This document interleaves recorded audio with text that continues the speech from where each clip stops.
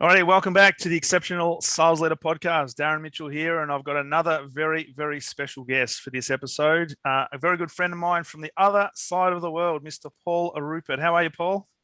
I'm doing well, Darren. How about yourself? It's night your time and very early morning emerging morning my time. Let's call it Yes, that. it is. You've got probably light out your window, and I've got darkness because it's about 10 p.m. at night here in Melbourne, and I think about 7:50 a.m. where you are at the moment. That's right. Suburb of Washington, D.C. Those called Gaithersburg for those with a map handy if you really want to find out. Brilliant. Brilliant. Love it. And this is, I mean, the great thing about technology is we can have these conversations and it feels as if we're looking at each other. For those of you Yeah. who can't see the video, we're actually having this conversation over Zoom. But the benefit of technology in the 21st century, even with things like COVID happening, it brings the world a lot closer, which I think is phenomenal. Yeah, we should pick that up a little later in the conversation Yeah. because it was one of those epiphanies I was having last night listening to one of your podcasts. Relative to sales processes and omni-channel sales engagement. And what I do in my technology space is all about omni-channel, multi-node, multimodal telecommunications capabilities, otherwise referred to as CPaaS, Yep. standing for Communications Platforms as a Service. And that's when I had the epiphany as to, wow, the technology that I'm knee deep in for the last 20 years is exactly what's going on today with sales and virtual engagements, video engagements, Yep. just like this. So, Definitely. And so now, Paul, you're the CEO of Global Point View and a strategic consultancy slash advisory to CEOs, particularly when it comes to high stakes negotiations. And I understand cross border negotiations. So a global organization. yes, so it's my consulting firm. I'm essentially building upon 20 years experience in the mobile telecommunications space, otherwise referred to as technology, media, and telecommunications. I've had multiple roles in terms of functional expertise spanning sales, global growth scaling, international negotiations on a B2B basis, as well as now getting more and more involved in mergers and acquisitions as a result of various roles I've held, Yeah. which are primarily C-level and senior executive roles Yeah. in the space. And then capitalizing upon that, I've been in a couple scenarios where, let's say, the company was sold out from underneath me Yeah. for favorable reasons that I was even involved in terms of selling off the company. I could talk a little bit about one that I was involved in, a phenomenal, successful startup that we, over the course of 5 years, we took it from scratch, a rank cockroach startup company, to a $430 million liquidity event based on 117 million in revenues, which is exactly the formula the VCs are looking for. Mm. 5 years, 100 million liquidity event. Yeah. So. Amazing. And I also know, having spoken to you a bit, that you have a little bit of background in politics as well. So I'd love to explore that. A couple of weeks when we Distant first, background, let me emphasize that. well, it's just fascinating because what I love about being able to work in this sort of medium is you just get to meet and interview and have conversations with people from different backgrounds that I know from my point of view, I would never ordinarily get access to be able to have these conversations in the world that I came from. So I'm just fascinated being able to have these conversations with somebody like you. So I'm really looking forward to this Well, conversation.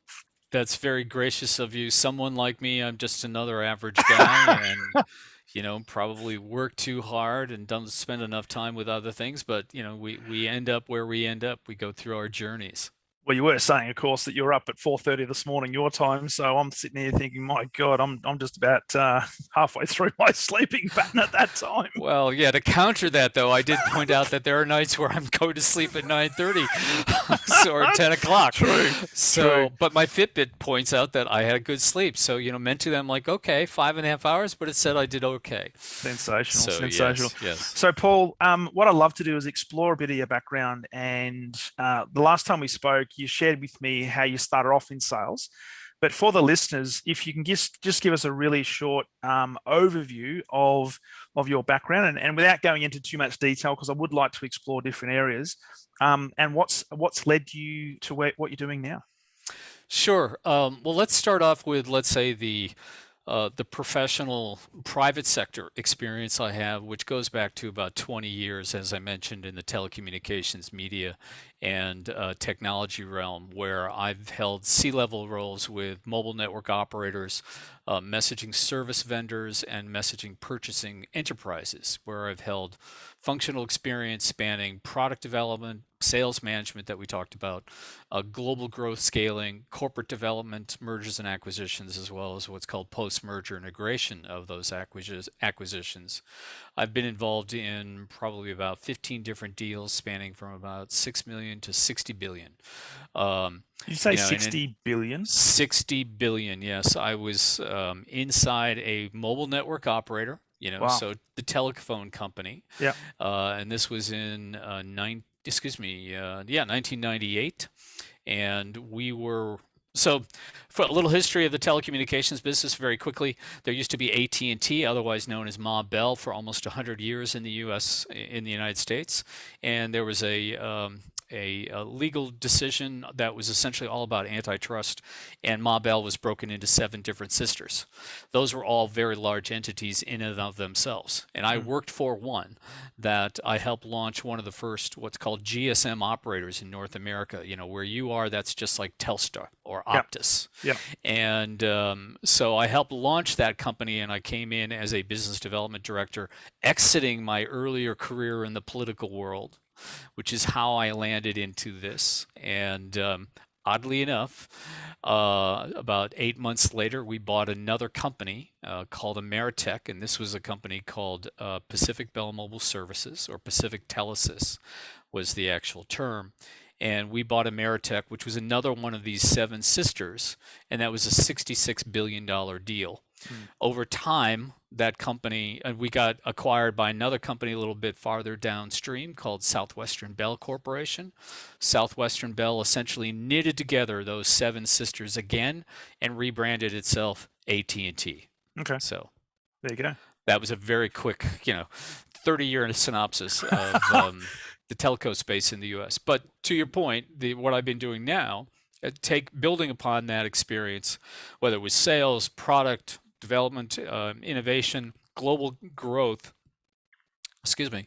I ended up being opportunistic and having opportunities to essentially consult to clients, primarily enterprises, who wanted to have direction in messaging and explore new boundaries.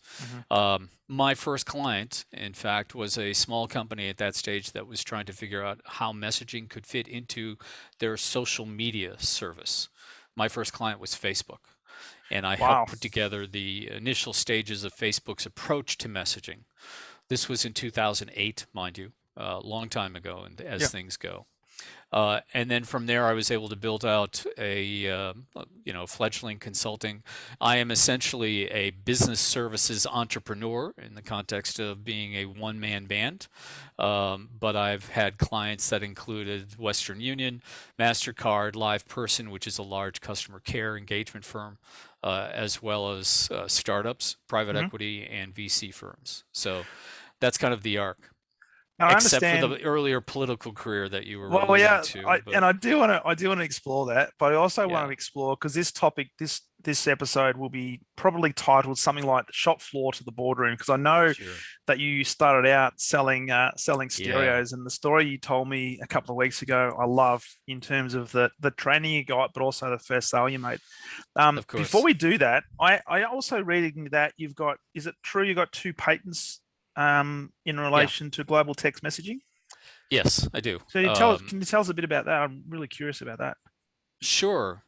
Well, I think we have a mutual friend named Graham Brown, and Graham often in his podcast asks the question, you know, why are you here today and what doesn't fit on your resume?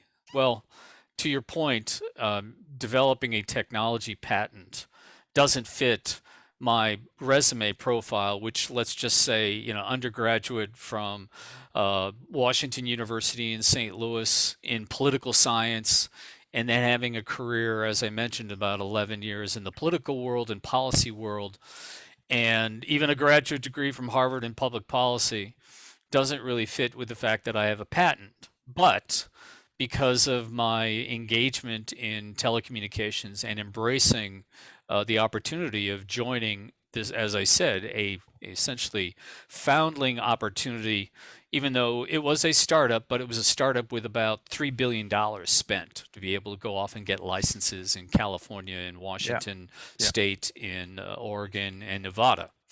And from there, I started getting thrown into scenarios where I was doing business development, standing up kiosks for handset rentals.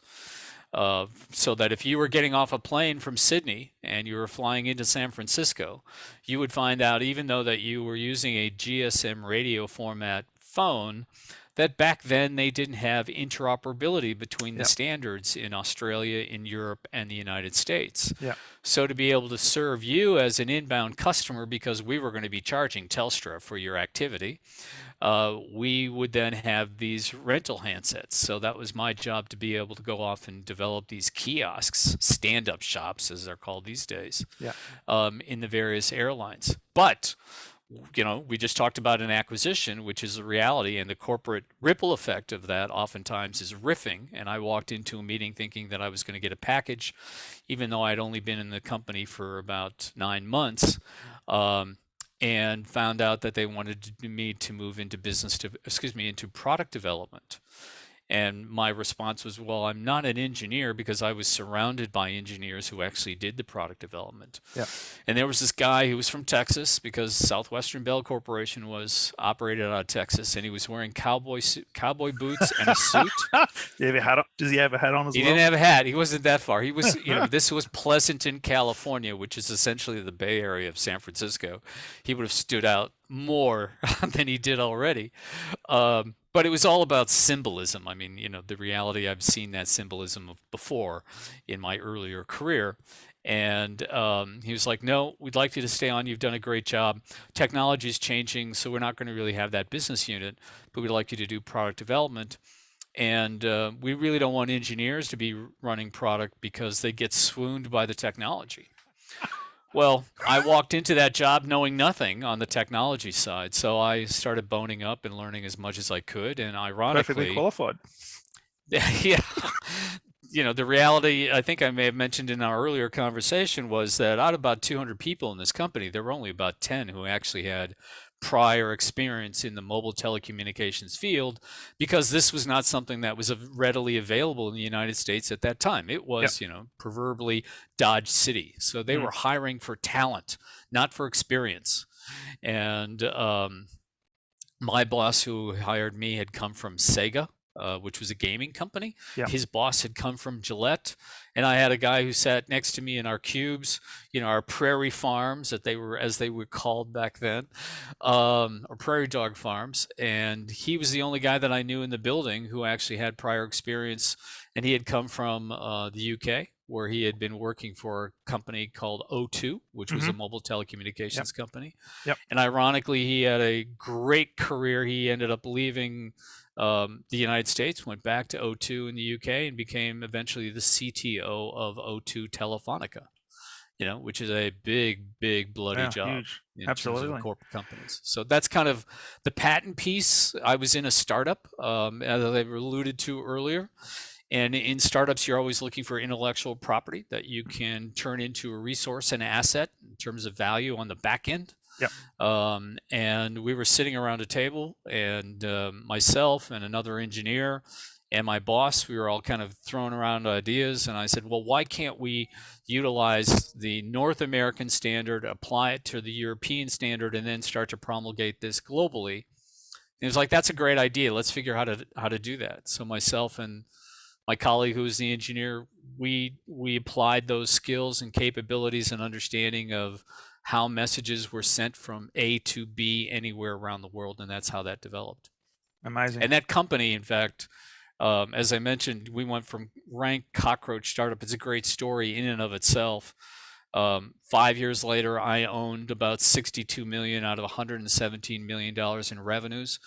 I'd built that out from scratch. It wasn't just me. Eventually, I had a team of about 35 spread around offices in Europe, like in London and Paris, Madrid, offices in Beijing, Hong Kong, as well as Campbell, California, and Herndon, Virginia, which is where we were located. So it's a Amazing, great story amazing. in and of It is. itself. And it's one of the key points that, as you were talking about that, I'm thinking one of the things that a lot of sales leaders make the mistake of doing, particularly when it comes to hiring talent or looking for talent, is they look to be one-dimensional, and it's almost like they're looking for people who have certain experiences in certain industries or got certain technical backgrounds.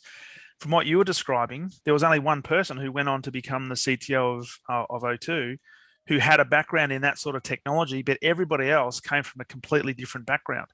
That's right. In retrospect, do you think that was a definitive ploy on the behalf of the organization, or did it happen by accident? And I don't Absolutely. want No, it was a definitive ploy. to. Okay. Again, from the CEO down to within the organization. And again, here's the scenario. You've got a massively Fortune 100 size company that realized it made a bet, and it made a bad bet, because they had already started to do, years ago they had tried a different angle on mobile telecommunications. They Yep. failed. They then sold it off, as many of these large companies do. Then they came back as the technology started to emerge and shift, and realized, okay, we need to be in this, because after all, we are the telecommunications company of record, if Yep. you will. And so to do that, they had to go off and buy licenses. And again, this is back in the day when, there were dentists who owned Spectrum, because they had made investments so early in the game. They were they were rolling the dice, and the dice got bigger and bigger and bigger as it was rolling down the table. And so, they stood up the company and got the licensing, and then started building out. It was a startup mentality, even though it was from day one, let's say, a very corporate driven entity. So it was by design. There just wasn't enough talent to be able to fulfill that type of market. So we went from there. Brilliant. But if you look around at the people that you were surrounded with, obviously there would have been a key theme in terms of they would have brought their own perspective, or maybe it was the out of box thinking. Maybe they didn't have I guess and I say this respectfully, the flawed thinking of being in a telecommunications company for the last 20 years, and Now, therefore exactly. thinking about Yeah. this is the only way. And I think there's a really great lesson for any leader, let alone a sales leader, in that. You don't have to. There's such a massive pool of talent out there. We've got to start opening our eyes a little bit further and thinking, okay, what are the attributes I'm looking for in an ideal person? And it doesn't Correct. necessarily mean they have to have a track record in this particular industry. Yes, that even goes back to my own personal experience on the shop floor selling stereos. Hi-fi shop is probably Tell me what you about this. might call that. This I love this Yeah, one. it's really comes down to hustle, if you will. So in my instance, in my circumstance, I was a junior in college, and I got a call from the bursar's office, which was the financial arm of the university, pointing out that my father hadn't paid my tuition yet. Now, my father was 51 when I was born, and he was um, a successful lawyer, and he had a solo practice in Cleveland, Ohio, suburb of Cleveland, Ohio.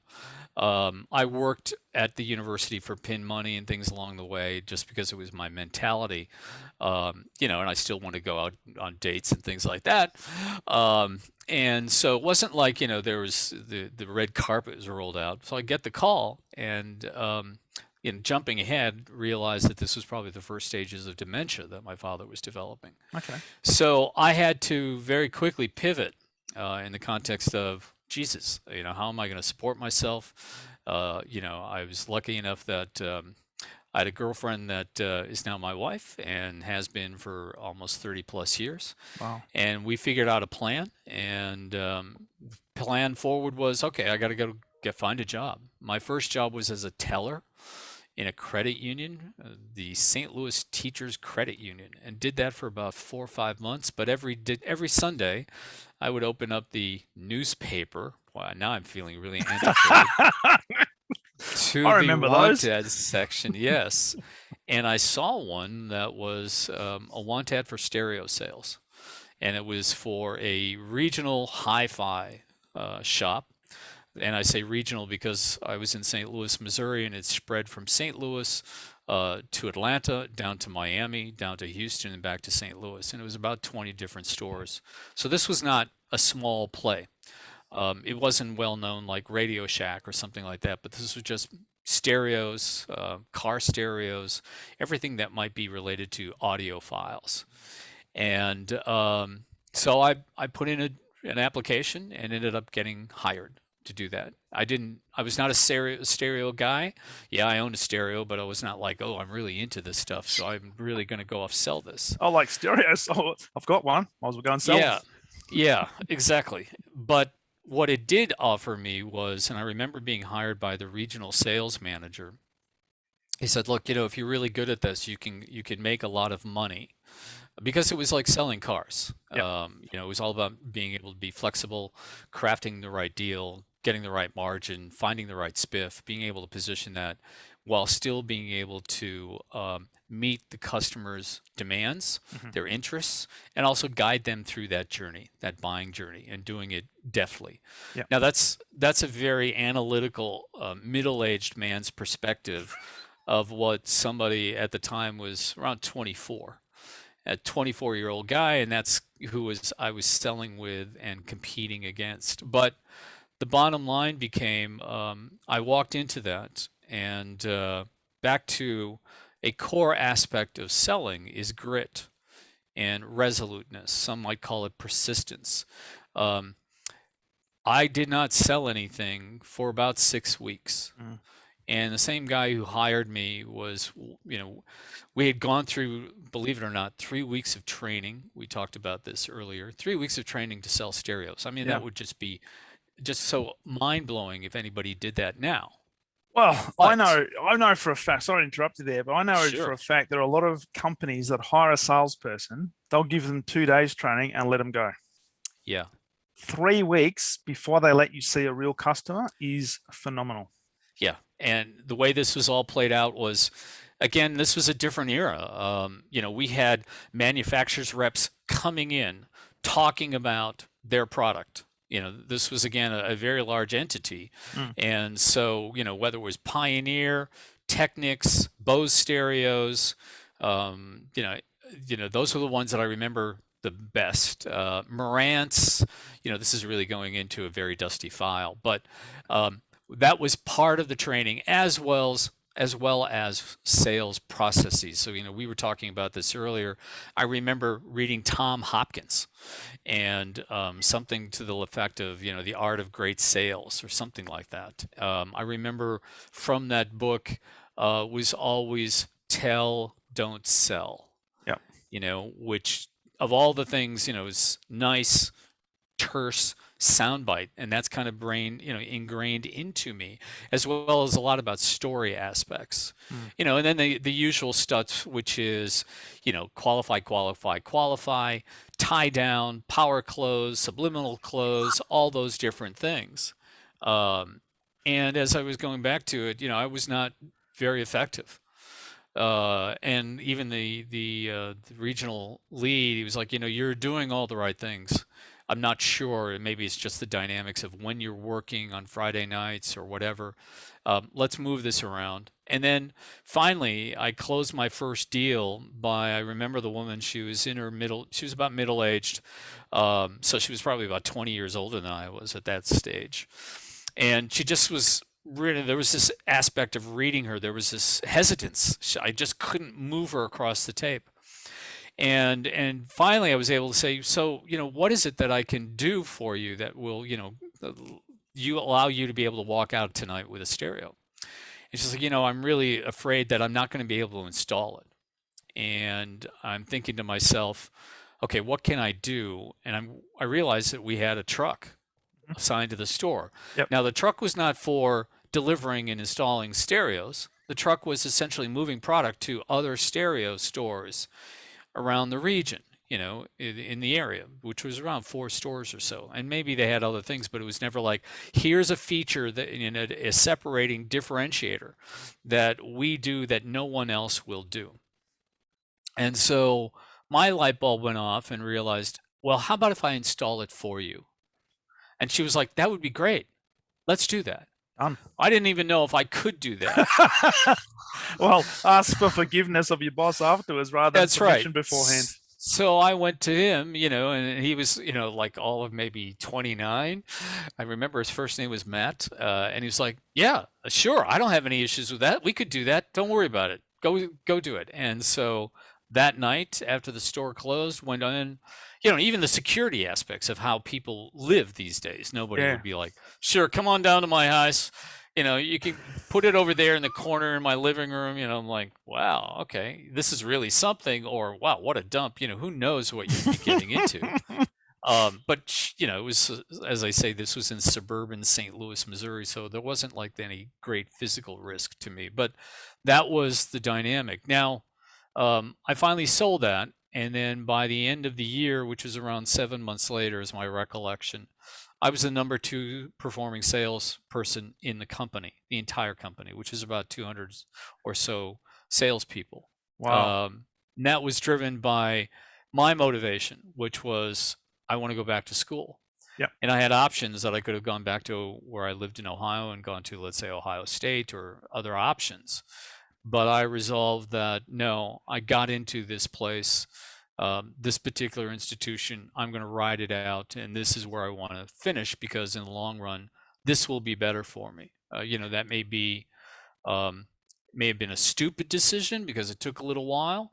We're talking about what would be the equivalent around a $40,000 tuition bill these days Yeah. after inflation. Back then it was around 8-9 grand is my recollection. Yeah. So that's kind of my shop floor story, and then everything relative to that. I mean, people came in, and the first thing I would always ask is, how may I help you? And so it was personal, it was Yeah. face to face, it was visceral, it was being able to read all the micro expressions of someone. Yeah. We always had this adage that if they start playing with the knobs, you close the deal. So Because it was always it's about, tactile. that's right. Yeah. And they were already at that stage projecting themselves into the future. They were willing to accept the change Yep. and embrace that change and go to a different direction that they had perceived walking in. Yep. And so you were the guide. That's the aspect of it. This Brilliant. is like guided discovery. You were Absolutely. guiding them through their discovery. Steve Jobs calls this tapping in an unarticulated demand. Yeah. So Brilliant. Because it would have been easy. Because I'd like to just explore a little bit your sales manager who was there at the time, 6 weeks without making a sale, and probably after 3 weeks worth of training, they would have. I know based on people I've worked for in terms of sales Yeah. managers, they probably would have been asking some questions of, "Wow, is Paul the right person?" So, what was it about your sales manager that he saw in you that gave you the confidence that the first sale was on its way, which then led you to have that track record of being the number 2 salesperson in the company over the next 7 months? Yeah. Well, first off, there was a 3-month trial period, okay, for the Okay. company. So at least they had that mindset Yep. of, okay, if you don't, it's up or out. So, I was on the cusp of getting out, let's say, just on a time basis. Yeah. But the Obviously, you're showing reality something, was, though. yeah, the reality wasn't, I was not stumbling around. I was Yep. not an idiot in terms of how this works. Yep. And so I was growing into the role of an understanding.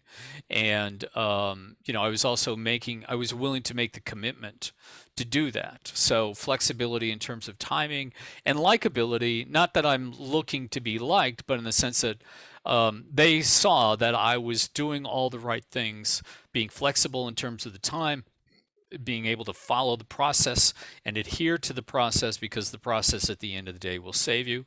Yep.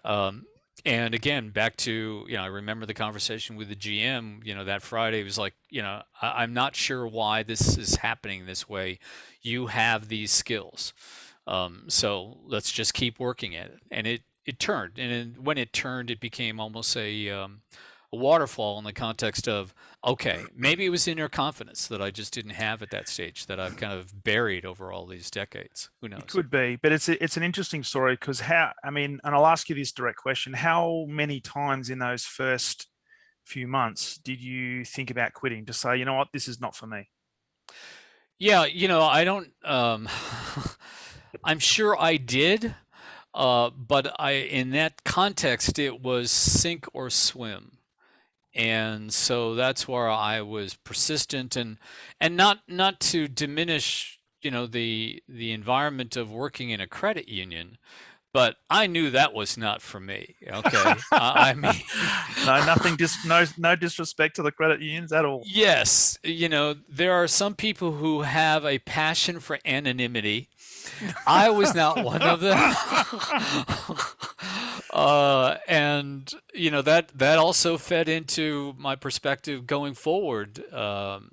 Being able to take risks and understanding that, okay, this is a skill that I've got and I can apply it in a number of different arenas, and I Yeah, have, yeah. relative to, as you said, your gracious characterization of shop floor to boardroom. Mm. I've been in those environments after the course of my career so far, and a lot of it has been luck and opportunism. So, It's amazing, isn't it, that from me listening to that story, there's two things. And you mentioned grit before, and I think grit is a really important trait that salespeople need to have. The other thing you had was a person who obviously believed in you and saw that there was capability and a willingness to learn and continue to learn. And one of the things that I work with a lot with sales leaders is helping them to focus more on setting the fundamentals in place and focusing on making progress, not seeking perfection. So not necessarily thinking, well, have you closed this deal? What you're going to close this month? Thinking, okay, is Paul doing the fundamentals? And obviously you're doing the fundamentals, and the sales manager would have known that if you continue to do that with a little bit of twinkering and tinkering, did I say twinkering? A little tinkering, I love that. a I'm little going to steal that one. I just made up a word. A little bit of Indeed. tinkering, you would actually improve. And what happened was you stayed the course. And this is the other key lesson, that you stay the course and you apply the fundamentals over and over again. And guess what? There comes an inflection point where all of that work that you did for that period of time started to pay dividends, and it started to, as you said, it was like a waterfall. Yeah, to your point, I've just pulled out in front of me one of the things from Tom Hopkins that I printed out that I recalled after I read it, which was, how many no's am I willing to accept on my way to success? And that's exactly Love the it. same thing that encapsulates your perspective. And I agree with you completely. Especially in our culture and the nature of the way things are these days, everyone seems to think that perfection is a something that you inherit, and that's just not the case. And then the reality of perfection is, well, one man's ceiling is another man's floor. Yeah, absolutely. So it all depends on the scenarios and what Yeah. you're able to do with it. And So it's all perspective. And the thing that you got to have somebody that believes in you as well, right? So there's a lot of luck involved in a lot of this, and a lot of people throw out the old adage that sales is a numbers game. And yes, sales is a numbers game. You've got to stay. There are percentages. There's laws that are associated with this, and you're going to get a certain number of no's, and it's those that are prepared to continue to go through despite the challenges, because they have a much bigger picture of what they're trying to achieve, yeah, that will ultimately succeed. But it's so important, especially for sales leaders, to encourage their team to stay the course and not to yeah, chastise, because there are so many companies, and I'm dealing with these right now with a number of organizations, that it's almost like this instant gratification mantra. You must sell this week. And if you do not sell this week, then I'm going to get this big stick and whack it across the head with. yeah. This is the You. Glenn Ross approach, which Oh, it is doesn't first work. place is a Cadillac Eldorado, second place is a set of steak knives, third It's place is you're out the door. absolutely. But you know what? And this is what I'm big on in terms of exceptional sales leaders are leaders that look for opportunities to serve. First and foremost, how can I help and how can I serve my team? Which means in the case with you at the shop floor, you obviously had a sales manager and a GM that had invested in you and saw something in you, that they knew that if you had have just persisted, the water was going to break. The Yeah. dam walls were going to break, and it did. Now, I'd love to fast forward a little bit and say, okay, this is the shop floor. And I do know you found yourself, based on your background, you studied political science, I believe. That's right. Um, how did you get into the White House, and it's a fascinating story. And this is not a normal story for those listening. I took a cab. 1600 Pennsylvania Avenue. I'll ask that question, 13 Darren. streets away from where I lived at the time. No, practice. The likelihood of that was not the objective. Let's call it that. So how did I get from selling stereos and going to Washington University in St. Louis to Washington, D.C.? That's probably the first step. Well, at the end of my, or near the end of my, about like 18 months before I graduated, I started realizing that what am I going to do next? Well, I wasn't going to be selling stereos, or that wasn't the objective, even though I'd done that for 2 years at that stage, part-time. And it met my need in terms of being able to feed the dog, if you will, pay off the bursar, and then be able to return to school and complete my degree. So I decided, after watching a great movie called In Harm's Way, and In Harm's Way is a quote, "Give me a fast and steady ship and put me in harm's way," I'm paraphrasing, which is from John Paul Jones, which is the father of the American Navy.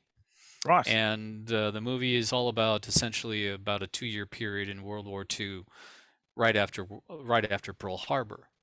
And there's a character in this movie, and John Wayne is in this movie. Now, I wasn't thinking that I was going to be John Wayne, but there was a character in this movie played by Burgess Meredith, who is the actor who eventually became the Penguin in the Batman television series. Right, okay. Great actor. He was also in Rocky and a few others. He had this role where he was a naval intelligence officer, and he was essentially analyzing all the various aspects of battle scenarios and strategizing. And he was essentially the right-hand man, or one of the right-hand men. He was part of the admiral's staff, which was John Wayne, and realized that's what I wanted to do.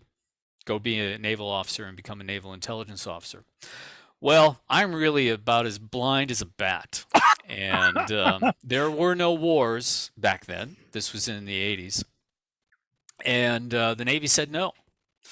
And so, I was looking around, and then one day I got a strange call from a guy named Bob Jones. I still have his business card. And he introduced himself with, "My name is Bob Jones, and I'm a recruiter for a government agency, and we came across your name, that you might be an appropriate fit for what we do." Now, that was quite obscure definition. An appropriate fit for what we do. Yes. Curious. Yes. Now, keep in mind that back then, and this is still no doubt going on, but the Central Intelligence Agency has connections with professors, and obviously military activities, and probably the recruiter. You say agents? Are they agents? No, that not at all. They're just, let's say, affiliated in trying to be patriotic and identifying students who might fit the right profile for that type of opportunity. And as I said, I also have, we're not even talking about my breadth of travel in my sales and corporate roles, but I've been to 80 different countries and sold in various types of scenarios, obviously, cross-border sales. That's because I'm half French, and my mother was French. My father, before I was born, was a State Department officer, and they had lived in Europe, and I was born in the United States. But closing the loop on all this, I then submitted my application to the career training program at the Central Intelligence Agency and went through about a 6-month process of recruitment. There's just great stories on some of this stuff I could be telling you about. 6 months, man. 6 months. Every month there was, and this is still the case. It's pretty close to reality as it is today. It's evolved over the 20 years. But the reality was that I'd gotten all the way through the process, came to Washington, D.C., visited CIA headquarters out in Langley, did all the interviews, and then I was told that I was going to get fluttered, which was the last step, supposedly, which is a lie detector test. And ironically, I'd already gone through one of those selling stereos, believe it or not. Is that right? Because that was a requirement. Yes, that was a requirement. We only on honest salespeople in this company. Yeah, exactly. I don't know. Maybe they thought they were going to get infiltrated by organized crime, and this fell off the truck. But you get the idea. And I didn't get that. But I told myself that I loved Washington, D.C. after that visit. Yeah. so much. And again, because I majored in political science and had been involved in some political campaigns by that stage, I decided, okay, I'm going to move to Washington. So I packed everything up that I owned, which was in a Foot Locker that my father gave me before I went to college, which he had when he was an Army officer. And I remember I had $400 in my pocket, got on a bus, and spent 2 days coming to Washington, D.C. from St. Louis. And from there, started being a waiter and started knocking on doors on Capitol Hill. And ironically, I got an offer to be a key punch operator.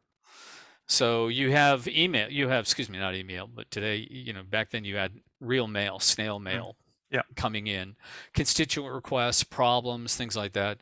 So there was a person who was actually key punching all this stuff in. Okay. That was offered to me as an opportunity to get into the company, get into the senator's office. And this was a senator, Republican named John C. Danforth. And I have to say that I had already mentioned that I had worked various jobs when I was a college undergraduate, and one of them was being a key punch operator, and I hated it.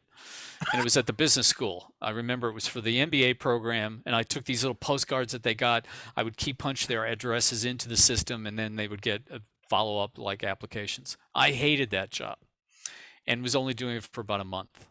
And here they are offering me the same kind of job Full that time. I'd had 4 years, well, at this stage, 6 years earlier. And I turned them down. Turn them And down. when I turned them down, because I knew that was not going to work for me. Now, meanwhile, I was waiting tables at night, making about $100 a night, which isn't not bad for a waiter. Yeah. And so it wasn't like, I'm on the edge of a precipice. But the bottom line was that the administrative assistant, which is essentially kind of the chief operating officer to a U.S. senator and his office, there are about 60 people in a staff of a U.S. senator. He's like, we don't get these type of jobs to get in, and it's unlikely that I'll come back to you because of this, but I understand, and I gave him the reason why. He said, I understand, and if something comes up, I'll give you a call. About 6 weeks later, something came up, and he Wow. gave me a call, and he said, you're lucky. Yeah. Something came up. And so I ended up working for a U.S. senator out of college named John C. Danforth. The process was I was a legislative assistant, which, guess what, is like a sales guy.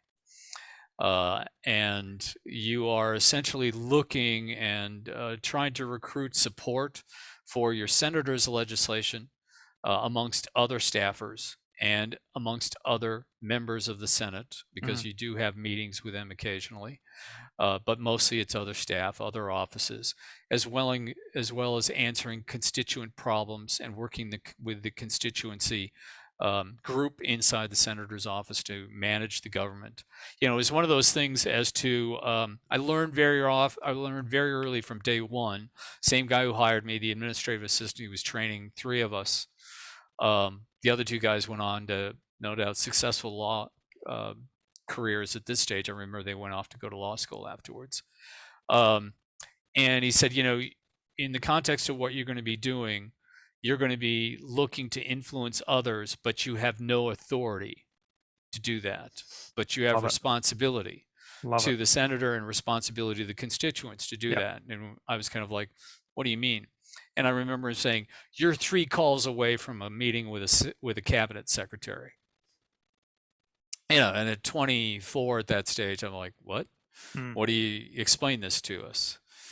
He goes, okay, when you're calling, and you are calling on behalf of Senator Danforth, you're going to be calling as to, hi, I'm Paul Ruppert, and I'm looking for support. Senator Danforth is looking for support regarding this piece of enterprise zone legislation, which is one of the things I used to do, which is all about economic development incentives. And the senator is very keen on being able to promote this. He's got 2 bills in Congress specifically about that. We've got 26 co-sponsors. We'd like to see if we can have a meeting between the cabinet secretary and Senator Danforth. Who can I talk to on your staff who might be able to put this together? Oh, okay. Hold on, please. And that's how it worked.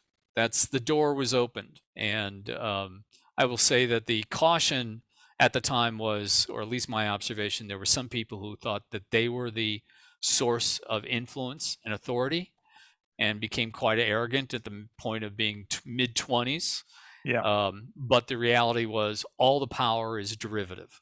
Mm. So if you understand that, and you then back to, you mentioned earlier about being a servant leader in sales and look to yourself as being able to solve this problem, that was kind of the first step. Now, really quickly, that arc of my career, my 11 years in the political world, went on to, after about 2.5 years, I got recruited to help run political campaigns, and spent about 2 years running political campaigns. I run a Senate campaign in Ohio, a House race in Iowa.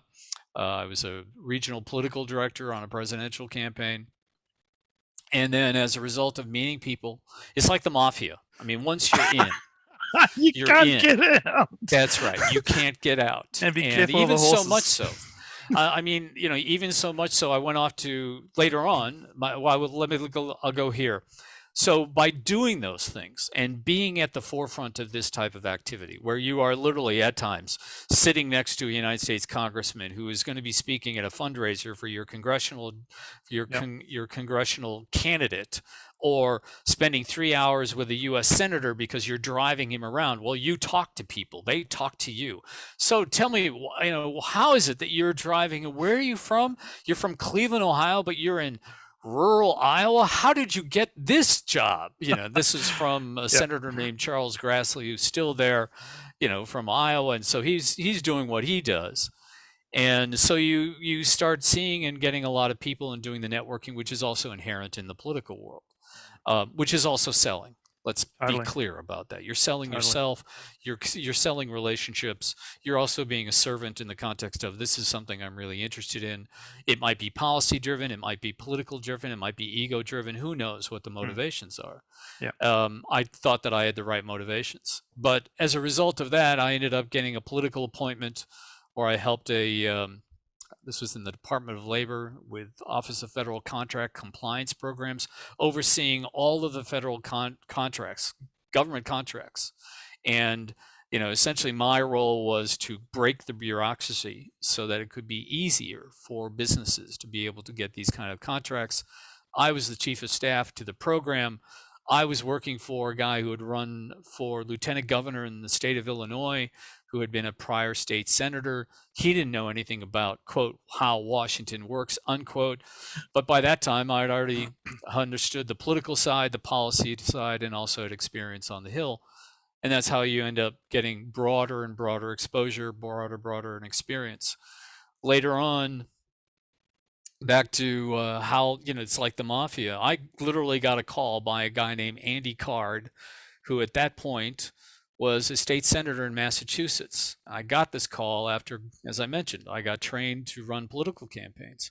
I was in graduate school at Harvard at the time. I'll drop the H-bomb there. But the reality was, it was my second week in grad school, and I got this call from the guy's office, and I'm like, sure. And I'm thinking, I don't know, state senator Card, but yeah, I'll take the call. And he's like, hey, Paul, I got your name from, and we need some help. Vice President Bush needs some help. And I know that you were a volunteer for then, not even vice president, but when he was George Herbert Walker Bush running for president against Ronald Reagan. Yeah. I was like, yes, that's correct, Senator. I was a volunteer on George Bush's presidential campaign in the state of Missouri while I was an undergraduate. As I mentioned, I had been involved in some political campaigns. Yeah. And that astounded me that they had that type of record, to a degree, because, the Bushies were very good with keeping records and networking, etc. And I was part of that fold. I had been branded, if you will. And so that was kind of like the mafia reaching out and saying, we need help. And And you probably couldn't refuse. yeah, that's right. And I was like, sure. Well, keep in mind, I am going to grad school. Yeah, no, we understand, but we'd like you to do, essentially constituency development. Looking at various types of political. I remember I was running a Greeks for Bush initiative, which we were running against Governor Dukakis Oh, wow. of Massachusetts, and how small the world is. At the end of all of this, we ended up winning the election, right? And there are also other stories I can throw in here, but we don't have the time. Maybe part two. And so I was again at Harvard, and what the Kennedy School at Harvard, the School of Government, does is after the end of every election, every presidential election, they essentially do an after action. A hot wash is what they call it in the Navy, if you will, in terms of what happened on the mission and what was good, what was bad. And they bring in the teams from both sides. Oh, wow. The Bush campaign and the Dukakis campaign, and we're all in a room. Why am I in that room? Because I was one of the few students at the Kennedy School who was a clearly branded Republican. Oh, okay. Because of my background. They knew that because it was all over my application. I got, the usual applicating support, etc. And so here I am, and I'm behind, there's like everyone at the table, big square table. Okay. And then behind that are all the chairs of the participants, the observers. And I'm like one of maybe 30, that were students or professors, etc. So I'm back and taking it all in, and I'm thinking, well, this is kind of like how the political world often works. There are the principals are at the table and the staff are against the wall. That's how it works. Yep. And here I am, and guess who sits right in front of me? Governor Dukakis. And Governor Dukakis is there, and there was a guy named Richard Ailes, who became the head of Fox News a little bit later. I mean, this is again 1989 is when all this transpired. And so that's, as I say, the world is very, very small. And even in that context, he was very gracious. We just chatted, during the breaks. I said, hi, Governor, I'm a student at the Kennedy School. And that alone opened the door as to, oh, okay, you must be one of our guys. You must be on the blue team. No, Senator, no, Governor, I'm actually on the red team.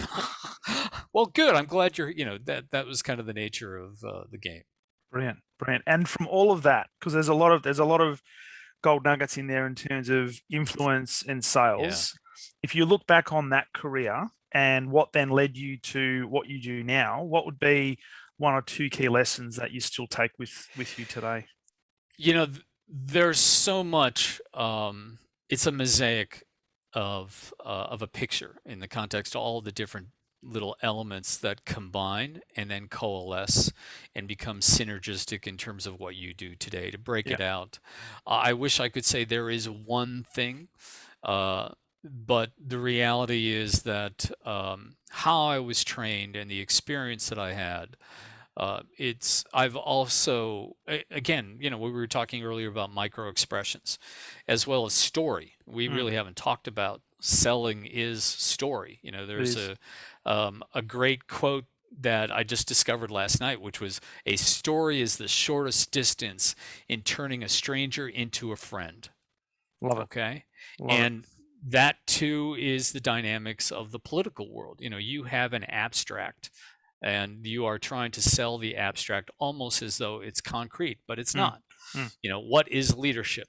Why are you voting for a particular presidential candidate? Because you can look at him and go, yeah, I'd love to have a beer with that guy, or a scotch with that guy, whatever it might be, or go bowling with that guy. Or it alienates you because, no, I could never see myself that way. So that's one piece. But then the other aspect of it is, in the business context or a business application, it's the analysis. So qualify. Have a sense of the persona that you are selling to. And that persona could be different from when I was in Ohio, where, it's a semi-industrial state and semi-rural state, agricultural driven, or in Iowa, where I was in one of the most agriculturally driven congressional districts in the United States. And you've got to be able to pivot and have that flexibility.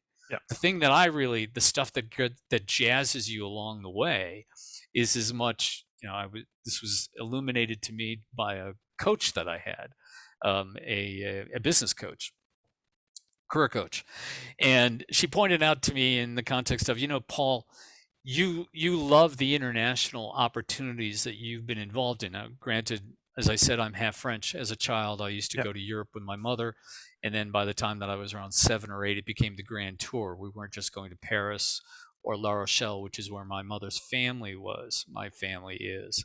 And instead, she dragged me to places like Rome and Scandinavia and Eastern Europe, and as I say, it was the Grand Tour. And she pointed out, the coach pointed out to me that you love this stuff because it's all about problem solving.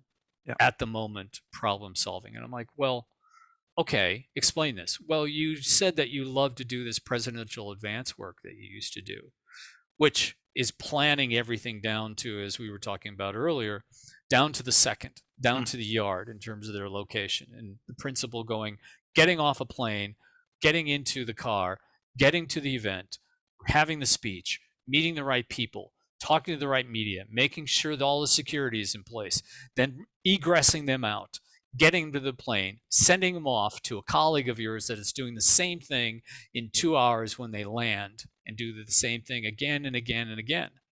And she pointed out, you loved doing that. And this is part of your character, much like you love to go into an international environment where there's no net. And you are, every step that you're taking, you are problem solving on a fresh basis. And that's what you like to do. And I was like, whoa, this is blowing my mind. But she was right. She was spot on. Yeah. And back to, even the context of what I do in the telecommunication space, it's global. The business that I'm in is a global business. You can't think about moving a text message, which, by the way, is measured in teens of trillions of volumes on an annual basis, everywhere around the world, without having a sense of, there are people inside Verizon in the United States who have to figure out, how are we going to get this message to this subscriber who might be on the Optus network or the Telstra network, and what's the commercials behind that, and what's the technology behind that. And I was that guy. And how did that guy work?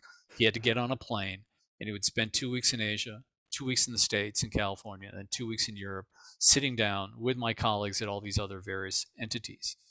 And it was a projection of engendering trust, as well as demonstrating judgment. I had the brand, so that was a good thing. I had a great product, which is the state of California, and Las Vegas and Nevada, which was the 7th largest economy in the world. So everybody wanted to connect with me, but we still had to negotiate the price. It was selling. Even though absolutely. I was buying from them, but they were also buying from me, and I had to sell to them as to, this is the dynamics, this is what we can agree to, here's how this will work, how it may not work, that kind of stuff. So 100%. It all kind of blends together. And I love that. And that was too long an answer for you. No, that's your perfect audience, because I it's and if people listen to my podcast often, I'm always banging on about how sales is two things. One, it's the ultimate form of service. That first and foremost, and sales doesn't actually start until the sale is made, right? And too many salespeople don't get that. But the other big thing that I always bang on about is the fact that sales at its core is problem solving. So if we can get really good at solving problems, and sometimes we're solving problems that the customer doesn't even know they have yet. Unarticulated demand, exactly. It's Steve Jobs, right totally, from his mouth. Totally. Yeah. And so that's when you look at what you do now, that's exactly what you do, but you do it on a global scale. So, mate, I think that's a perfect place to tie a bow around this. For everyone that's listening, what's the best place and the best method to get in contact with you, and particularly for organisations and leaders that are listening to this? If you're in an organisation now that's looking to go global, that's looking to expand, but you need some assistance in doing that, how do they get in contact with you, Paul?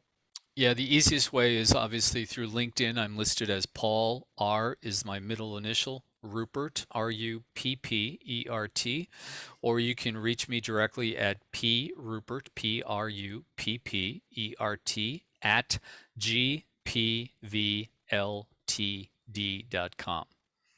Perfect.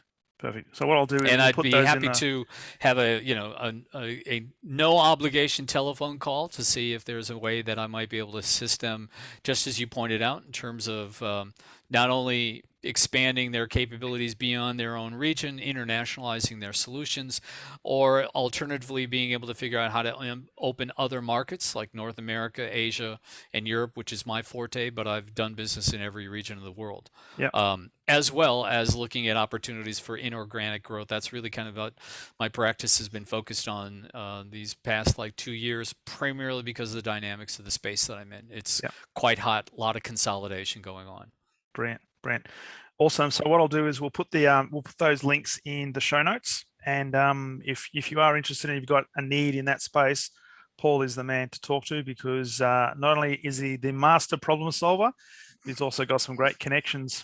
So you better do some business with him, otherwise the mafia's going to come knocking. Well, yeah, like I say, back to the servant leader in terms of sales. I'm always open, and we'll have an open dialogue as to how I might be able to help and figure out how to get from here to there. Always start with the answer is what I look at as well. And Darren, thanks very much for the opportunity to have a conversation with you and your listeners. It's been great. I love the title of your podcast in terms of the exceptional sales leader, that focus on exception, and exceptional is really what this is all about. So thanks for the chance. Mate, Paul, it's been an absolute pleasure, and it's thank you very much for sharing your journey. And I think there's been a lot of gold that's come out of this conversation. Whether you're an aspiring sales leader, or whether you've been a sales leader for a number of years, there's some pockets of gold in the last 40 or 50 minutes that you can utilize, not only help you get better, but certainly pay it forward to your team. So, Paul, always a pleasure speaking to you, and hopefully we can do this again, and we should do part 2. Indeed, I'd love to. And you've been very kind. I very much appreciate having had the chance to talk to your listeners. So thanks for that, Darren. All the best, mate. Thanks very much. Good on you. Cheers. Bye-bye.